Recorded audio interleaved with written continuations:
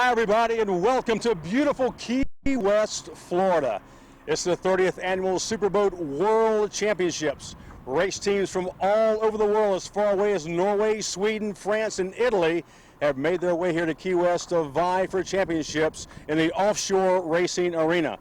Now, this venue is unlike any other throughout the year for superboat racing. There are 3 rounds of racing. Round 1 is in the books, but it is still anybody's world championship. Team Amsoil number 77 in the Super Cat class took a 2nd place with great competition right behind Team Steel in round 1 of competition on Wednesday.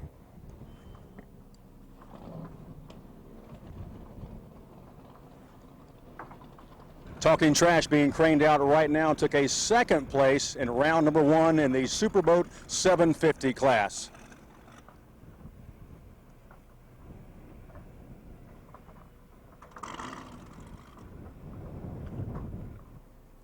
Earlier this week, we talked to several teams not only about this great venue here in Key West, but about round 1 competition.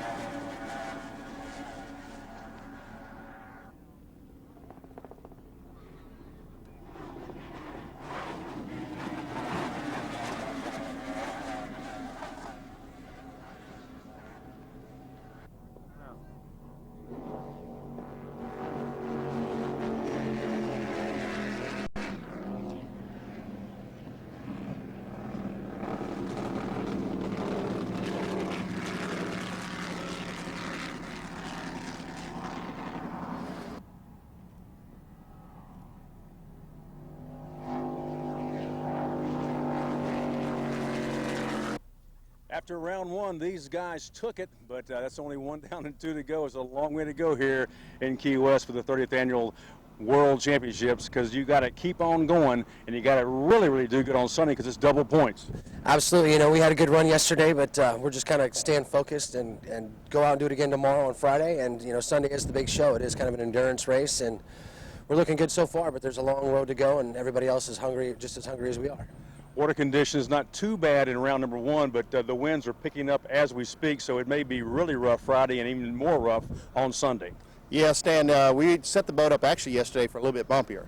So it actually ran really good considering we had the weight in it. So we're going to leave the weight in, add a little bit more weight, and do a smaller prop for the bumpy water if it does do that tomorrow. So. Are you hooked on offshore power racing, or are you going to stick with the crabbing? I'll go back to work in January to put a few money, a few bucks in the pocket, but I'll be back next year full swing. Absolutely. This is it's been a great first year. It's been a learning experience, and I've got a great teacher and mentor, and we're going to go out and give her hell on Friday and Sunday, and we'll see where we wind up.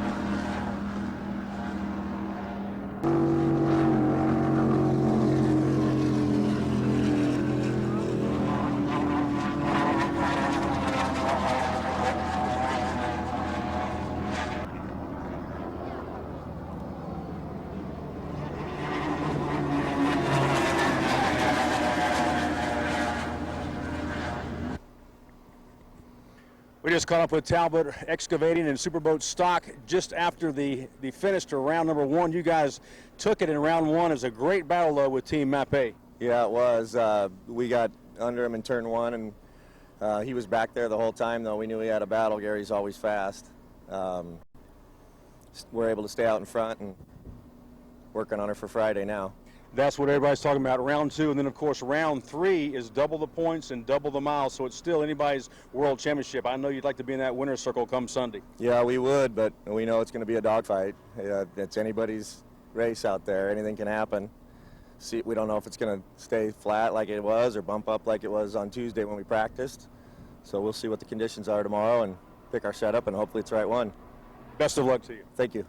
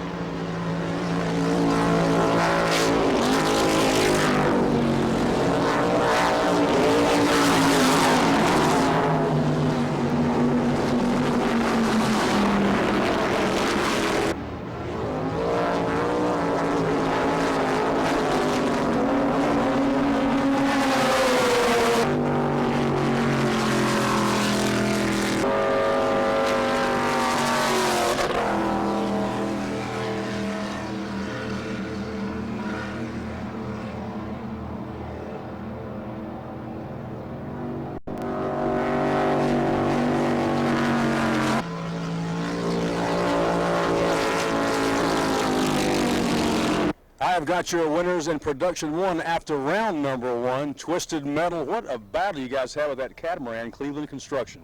Yeah, they obviously stepped up their horsepower this year, but we still got out front and stayed there. And that's what we plan on doing for all 3 races. It was a classic V-bottom catamaran battle. You guys, I mean, it was nip and tuck. Yeah, it was definitely hard. Brett and I haven't had to run that hard in a long time. We got back into it though real quick. Water conditions not that bad, but it kind of bumped up there towards the end. It was bumpier than we expected out there. I mean, we always know there's holes and things out there, but it started getting bumpy on the way to turn 1, and then on the backstretch on the wall, there was some good holes out there. Had to add ballast to it and do all kinds of stuff. Brett, with round 2 and round 3 still to come, it's still anybody's world championship. Yeah, it's wide open, but I think it's going to get bumpier out there, and as it gets rougher, we're going to show how scared they are.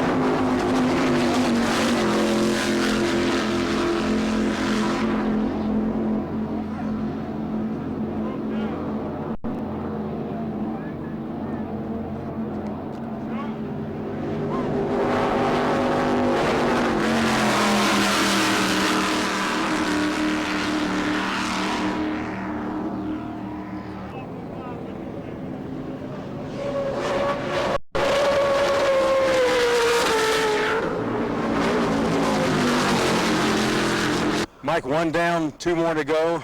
CRC looking very, very strong in round number one. Yeah, you know, that was a called a cat fight that we had going on yesterday with WHM, and we changed some lanes out there, and that was competitive racing. I mean, we were all out. That boat was wrung out. I mean, that's all the speed that we had, and we were able to run WHM down after he had a pretty good hole shot on us at the start. Tell you what, speaking of changing lanes, there were some dramatic lane changes right in front of the grandstand there. And I want to tell you, when you guys came by a couple of times, people were screaming because it was so close you could touch each other. Well, I know it was, yeah. I mean, actually, you know, WHM was on the inside lane. I was on the outside lane coming into the mole right at the seawall.